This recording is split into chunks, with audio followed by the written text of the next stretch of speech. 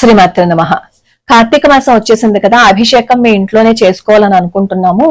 మాకు నమ్మక చమకాలు మేమేమో వీడియోలు పెట్టుకుని నేర్చేసుకున్నాము, మేమేమో ఇంట్లో చేసుకోవాలనుకుంటున్నాము, రుద్ర సూక్తంతో కూడా మేము అభిషేకం చేసుకోవాలనుకుంటున్నాము, చేసుకోవచ్చా అని చెప్పి అడిగారు.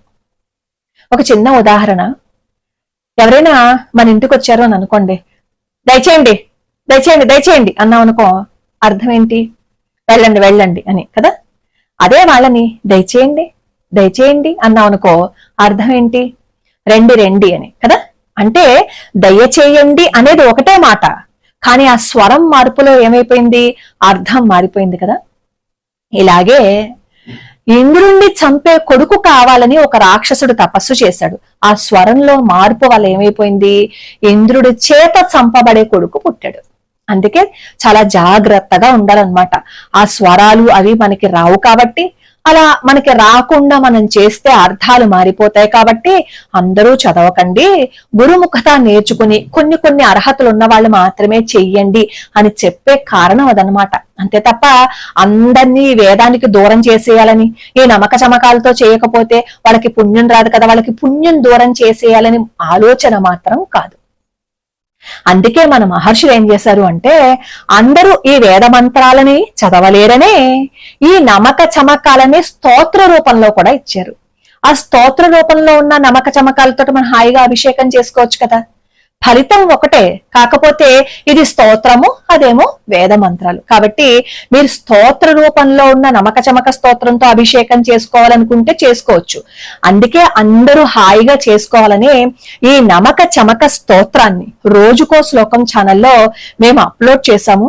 ఆ నమక చమక స్తోత్రాన్ని కూడా పద విభజనతో నేర్పిస్తాను. మొన్న మణిద్వీప వర్ణాన్ని ఎలా అయితే నేర్పించానో ఇది కూడా అలాగే నేర్పిస్తాను. ఒకవేళ ఈ నమక చమక స్తోత్రంతో మేము అభిషేకం చేసుకోలేమండి, కాస్త కష్టంగా ఉన్నాయి అని అనుకుంటే గనక శివ సహస్రనామ స్తోత్రం నేర్పిస్తాను. ఆల్రెడీ నేను 3 ఎపిసోడ్స్ చేసేసి ఉంచాను, ఈ రోజు నుంచి అప్లోడ్ చేస్తాను. ఆ శివ సహస్రనామ స్తోత్రం నేర్చుకోండి. రోజు ఒక 10 శ్లోకాలు చెప్పని నేర్పిస్తున్నాను. ఆ 10 శ్లోకాలు రోజు నేర్చుకున్నారు అని అనుకోండి, చదవడం వచ్చేస్తుంది.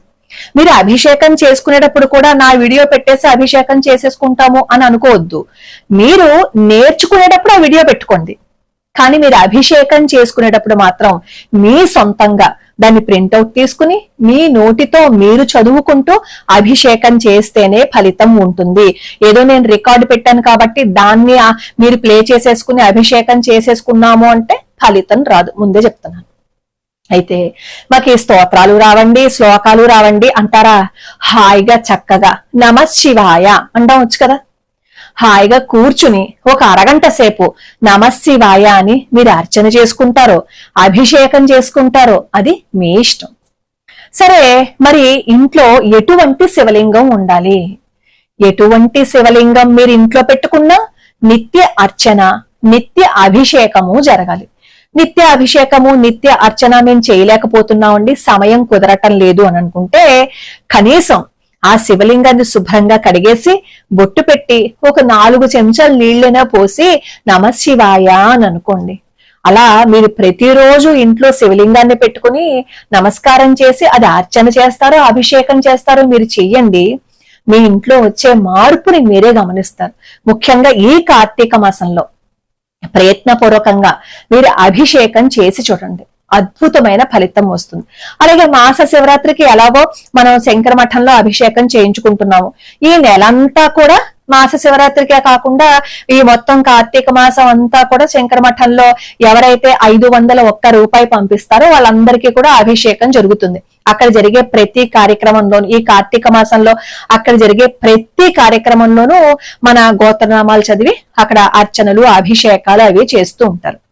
ఇంకా 501 రూపాయి పంపించిన వాళ్ళు మాస శివరాత్రికి పంపించవలసిన అవసరం లేదు, ఎందుకంటే ఆ నెలలోనే కదా మాస శివరాత్రి కూడా వస్తోంది. కాదు, మేము నెలంతా చేయించుకోలేము, ఒక్క మాస శివరాత్రికి మాత్రమే చేయించుకోగలుగుతాము అంటే ఆ మాస శివరాత్రికి మాత్రమే మీరు ద్రవ్యం కట్టి మీరు చేయించుకోవచ్చు. ఇది కాకుండా అసలు మేము ఒక్క పైసా కూడా మేము కట్టలేమండి, మేము చాలా దీనమైన స్థితిలో ఉన్నాము అంటారా? వాళ్ళు కూడా మీరు అక్కడ గోత్రనామాలు నమోదు చేసుకోండి, మిమ్మల్ని ఒక్క పైసా కూడా అడగరు. మీరు అక్కడ గోత్రనామాలు నమోదు చేసుకున్నారు అంటే హాయిగా అలాంటి వాళ్ళు కూడా అభిషేకం చేయించుకోవచ్చు. కాకపోతే ఏంటంటే మనం అలా ఉచితంగా చేయించుకున్నాము అని అనుకోండి, ఆ చేయించుకున్న ఫలితం మనకు రాదు కాబట్టి ద్రవ్య సమర్పణ చేస్తున్నాం అనమాట. ద్రవ్య సమర్పణ అక్కడ ఎందుకు చేస్తున్నాం? గో సంరక్షణ, వేద పోషణ, వేద సంరక్షణ ఇవన్నీ జరుగుతున్నాయి. మనం ఇచ్చే ద్రవ్యం వీటికి కూడా ఉపయోగపడుతుంది కాబట్టి అక్కడ ద్రవ్య సమర్పణ చేసుకోవడం. మేము ఇవ్వలేమో, ఒక్క పైసా కూడా మాకు చేత కాదు అని అనుకున్న వాళ్ళు కూడా గోత్రనామాలు అక్కడ నమోదు చేసుకుంటున్నారు. దాదాపుగా నెలకి ఒక 150 మంది ఒక్క పైసా కూడా అక్కడ చెల్లించకుండా వాళ్ళు నమోదు చేసుకుంటారు. నేను కోరుకునేది ఒక్కటే, అలా ఒక్క పైసా కూడా చెల్లించకుండా నమోదు చేసుకుంటున్న వాళ్ళ జీవితాలలో అమ్మవారికి అయ్యవారికి సేవ చేసే అవకాశాన్ని త్వరలోనే భగవంతుడు ఇవ్వాలని నేను మనస్ఫూర్తిగా కోరుకుంటున్నాను. అలాగే మరి ఆడవాళ్ళు ఇంట్లో శివలింగానికి అర్చన చెయ్యొచ్చా? హాయిగా అర్చన చేసుకోవచ్చు. మీరు బిల్వదళాలతో శుభ్రంగా ఇంట్లో కూర్చుని అర్చన చేసుకోండి, ఎటువంటి దోషము లేదు. ఏ శివలింగాన్ని పెట్టుకున్నా నిత్యం మాత్రం ఆరాధన జరగాలి. ఒక శివలింగమేమో కాదు, మన ఇంట్లో దేవతార్చన పెట్టుకోవాలి. నిత్య దేవతార్చన ఇంట్లో జరగాలి. శివలింగం పెట్టుకుంటే మాత్రమే అర్చన జరగాలని ఏం కాదు. నువ్వు ఇంట్లో దేవతార్చన పెట్టాలి, నిత్య దేవతార్చన చెయ్యాలి. హాయిగా భక్తితో, స్వామి మీద అచంచలమైన విశ్వాసంతో స్వామి వారి పాదాలు పట్టుకోండి, జీవితం ఖచ్చితంగా మారిపోతుంది. అందుకే ఈ కార్తీక మాసంలో అందరూ శివ సహస్రనామ స్తోత్రంతో ఇంట్లో వాళ్ళు పూజ చేసుకోవాలనే ఉద్దేశంతో శివ సహస్రనామ స్తోత్రం కూడా పద విభజనతో నేను నేర్పించే ప్రయత్నం చేస్తున్నాను. ఆ అవకాశాన్ని నాకు భగవంతుడు ఇవ్వాలని నేను మనస్ఫూర్తిగా కోరుకుంటున్నాను. ఎవరికైనా సరే ఇంకా ఏవైనా సందేహాలుంటే కింద నాకు కామెంట్ లో పెడితే ఆ సందేహాలను కూడా తీర్చే ప్రయత్నం చేస్తాను. అలాగే మాస శివరాత్రి రోజు అభిషేకం చేయించుకుంటాం కదమ్మా, ఆ రోజు పాటించవలసిన నియమాలు ఏవైనా ఉన్నాయా అని చెప్పి అడుగుతున్నారు. కార్తీక మాసంలో మాస శివరాత్రి రోజు అభిషేకం చేయించుకుంటున్నాము అంటే ఆ రోజు పర్వదినమనే కదా. మాంసాహారం మాని మాకు దయ చూపించు, మమ్మల్ని అందరినీ అనుగ్రహించు అని చెప్పి స్వామివారికి నమస్కారం పెట్టుకోండి చాలు. మనం ప్రతి క్షణం భగవంతుడి పాదాల మీద మన దృష్టిని పెడితే భగవంతుడి యొక్క అనుగ్రహం ఉంటుంది. మన మనసులో నుంచి కల్మషాన్ని తీసేసి భగవంతుణ్ణి ఆహ్వానించి మీ హృదయ మందిరంలో కూర్చోపెడితే భగవంతుడి అనుగ్రహం ఉంటుంది. లోకా సమస్తా సుఖినో భవంతు, సర్వే జనా సుఖినో భవంతు.